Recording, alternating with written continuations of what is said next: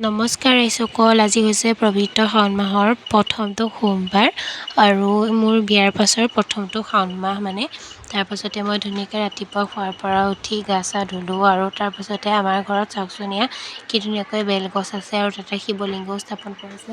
মই ৰাতিপুৱা তাতে উঠি চাকি বন্তি জ্বলালোঁ, ফুল দিলোঁ, তাৰপাছতে ধূপ চুপ জ্বলালোঁ ধুনীয়াকৈ। তাৰপাছত প্ৰতি বছৰে মন্দিৰলৈও যোৱা হয় যে, সেইকাৰণে এইবাৰো ওলালোঁ আৰু যাওঁতে বাটত ATMটো সোমাই ল'লোঁ আৰু মন্দিৰ মানে আমাৰ ঘৰলৈকে যাম আৰু এয়া চাওকচোন ৰাস্তাটো ইমান ভাল লাগে নহয়।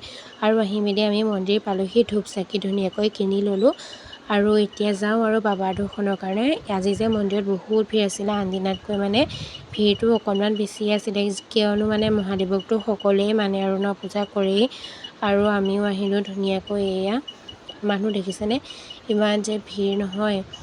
তাৰপাছতে এয়া গৈ মেলি ধূপ চাকি বাহিৰতে মই ধুনীয়াকৈ জ্বলাই ল'ম, কাৰণ ভিতৰলৈ নিবলৈ আৰু চান্স যে পাম বা মানুহৰ ভিৰত যে পৰিয়ে যাব।